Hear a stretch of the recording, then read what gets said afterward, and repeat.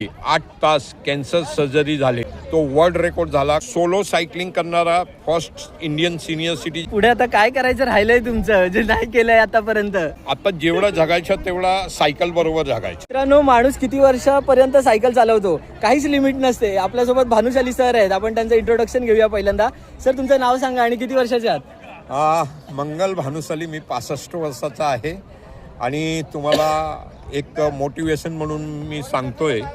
माझी 4 वर्षापूर्वी 8 तास कॅन्सर सर्जरी झालेली आणि डॉक्टरनी सांगितलं होता 3 महिने रेस्ट करा. मी 2.5 महिन्यात सायकल बाहेर काढली आणि मी पळालो. ही माझ्याकडे ट्रॅक FX1 आहे आणि ही मी बाईक घेतलेली 8 वर्षापूर्वी.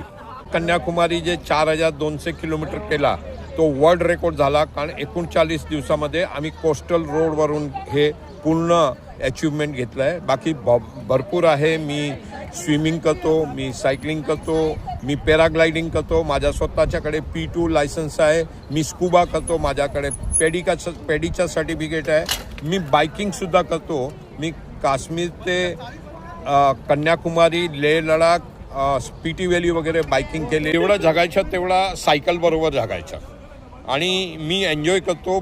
भौतिक जगातला कुठलाही माणूस असा एन्जॉयमेंट करत नसेल. मी युरोप सोलो सायकलिंग करणारा फर्स्ट इंडियन सिनियर सिटीजन आहे. मी 5 कंट्री केली. फ्रान्स, जर्मनी, स्वित्झर्लंड, ऑस्ट्रिया अशी 5 कंट्री केली सायकलवर सोलो. बरोबर कोणीच नव्हता. माझ्या मागे पेनियरमध्ये सामान आणि मी. त्यानंतर मी श्रीलंका करून आलो आता 3 महिन्यापूर्वी. 850 किलोमीटर भारतमध्ये सर्व ठिकाणी झाला माझा. मी काश्मीर ते कन्याकुमारी केलं. मी स्टॅच्यू ऑफ युनिटी केली.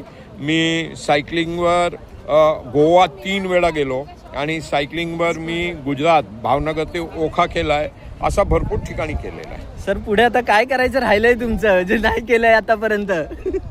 मला आत्ता एकच करायचं आहे. जे कॅन्सरचे पेशंट आहे आणि जे कॅन्सर झाला असं ऐकून घरी बसून राहतात आणि दगवतात आणि त्यांना असं वाटते की माझ्याकडे कुठलाही रस्ता नाही आहे, त्यांना मी सांगू इच्छितो की जर मनात तुमचा माइंड पॉवर असेल तर कॅन्सर काय जगाचा कुठलाही खतरनाक असा काही रोग असू दे त्याच्यावर तुम्ही मात करू शकता माझ्यासारखा.